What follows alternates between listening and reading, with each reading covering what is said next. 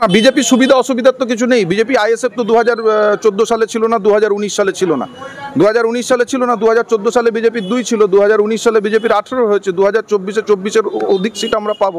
এটা analytical questions. BJP কি সুবিধা পাবে কি বিজেপি কি সুবিধা পাবে না সেটা ডিফারেন্ট থিংস। আমি যেটা বলছি, নওশাদ সিদ্দিকী খুব সুন্দর লড়াই করছে। নওশাদ সিদ্দিকীকে পারচেস করতে পারছে না, নওশাদ সিদ্দিকীকে আটকাতে পারছে না, সে লড়াই করে যাচ্ছে। Hats off to his fight. আমরা চাই 2024 সালে আইএসএফ ইউনাইটেডভাবে হোক, অন্তত তৃণমূল কংগ্রেসের সঙ্গে না গিয়ে সেপারেটলি। দেখুন, আইএসএফ তার নিজস্ব এজেন্ডা নিয়ে, নিজস্ব আইডিওলজি নিয়ে চলছে। আইএসএফের নওশাদ সিদ্দিকী একা লড়াই করছে।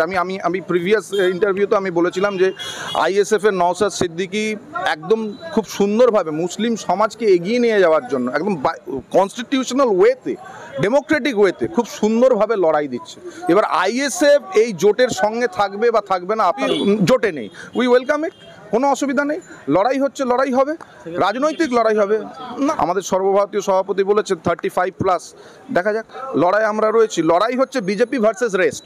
সেখানে আইএসএফ এর স্ট্যান্ড ক্লিয়ার করেছে, জানি না কতদিন সেই স্ট্যান্ডে থাকতে পারবে। বিভিন্ন ইলেকশনে যাদেরকে নিয়ে বোমা গুলি বন্দুক নিয়ে বুথ ক্যাপচার হচ্ছে, বিরোধীদের আটকানো হচ্ছে, সেই জায়গা থেকে, সেই পার্সপেক্টিভ থেকে সরে গিয়ে ISF, Indian secular front, Naushad Siddiqui, সে ভাঙড়ে হোক, সে বিভিন্ন জায়গায় হোক, উত্তর 24 পরগনা, দক্ষিণ 24 পরগনা, লোন এমএলএ, বিজেপি ছাড়া লোন এমএলএ, কংগ্রেসের কেউ নেই। কংগ্রেসের বাইরান বিশ্বাস এসেছিল, পারচেস হয়ে গেছে। সিপিএমের ক্ষেত্রে বলছেন, সিপিএমের পার্সপেক্টিভটা দেখুন। সিপিএম বরাবরই একটা দ্বিচারিতা নীতি নিয়ে চলে। সিপিএম, আমি যেটা বললাম, 2021 সালেও বলেছিল যে no vote to BJP. Trinamool কংগ্রেসের সঙ্গে লড়াই হচ্ছে বিজেপি। সিপিএম, এখানে মোহাম্মদ সেলিম থেকে শুরু করে সিপিএমের বড় বড় নেতারা বলেছিল নো ভোট টু বিজেপি। আজকে সিপিএমের ডি রাজা, সীতারাম ইয়াচুরি যারা কেন্দ্রীয় কমিটিতে রয়েছে, তারা ওখানে মমতা বন্দ্যোপাধ্যায় বা আরজেডির লালু প্রসাদ যাদব, রাহুল গান্ধীর সঙ্গে মিছিল করছে, মিটিং করছে। আর এখানে সিপিএমের যে সমস্ত কাঁচা চুলের কমরেডরা এসছে, নতুন কমরেডরা, মীনাক্ষী ম্যাডাম থেকে, মীনাক্ষী থেকে শুরু করে বাদবাকি যারা রয়েছে, তারা বলছে আমরা এই নীতি মানি না। কিন্তু সিপিএম একটা রেজিমেন্টেড পার্টি, ইডিওলজিক্যাল পার্টি। ওপরে যদি সিদ্ধান্ত হয় নিচে মানতে হবে। এখন এটা দেখানোর চেষ্টা করছে যে আমরা ইউনাইটেডভাবে বা একত্রিত, মানে সেপারেটলি লড়াই করছি। আমাদের লড়াই বিজেপির সঙ্গে যেরকম হচ্ছে, তৃণমূল কংগ্রেসের সঙ্গে হচ্ছে। দেখবেন সব এক হয়ে গেছে।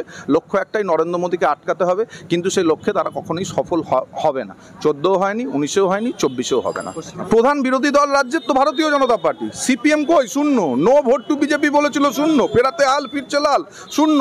তৃণমূল কংগ্রেস কোথায়? তৃণমূল কংগ্রেস রয়েছে। লড়াই কি? Trinamool Congress versus CPM, Trinamool Congress versus BJP, ভারতীয় জনতা পার্টি। সিপিএম নেই। পঞ্চায়েতে ভোট পার্সেন্ট বাড়িয়েছে, এ তো সব গট আপ, এখানে বলা হচ্ছে যে তৃণমূল কংগ্রেসরা প্রচার করছিল যে সিপিএম রাম আর বাম এক হয়েছে। আজকে আমরা কি দেখলাম? বিভিন্ন জায়গায় বিজেপিকে আটকানো হলো, বিভিন্ন জায়গায় বিজেপি ক্যান্ডিডেটদের নমিনেশন করতে বাধা দেওয়া হলো, ব্যালট পেপার করে দেওয়া হলো, কাউন্টিং এজেন্ট বিজেপির ক্যান্ডিডেটদেরকে ঢুকতে দেওয়া হলো না, সিপিএমকে সেখানে ফ্রি স্পেস দিয়ে দেওয়া হলো। একেবারে প্রশান্ত কিশোর আইপ্যাকের স্ট্র্যাটেজি। সিপিএমকে ছেড়ে দাও, বাংলার মানুষকে দেখাও যে প্রধান বিরোধী দল বিজেপি হলেও পঞ্চায়েত নির্বাচনে বা জেলা পরিষদে, পঞ্চায়েত সমিতিতে বিজেপি মুখ থুপড়ে পড়েছে, সিপিএম এগোচ্ছে। এটা পলিটিক্যাল স্ট্র্যাটেজি প্রশান্ত কিশোরের, আইপ্যাকের, মমতা বন্দ্যোপাধ্যায়, অভিষেক বন্দ্যোপাধ্যায়।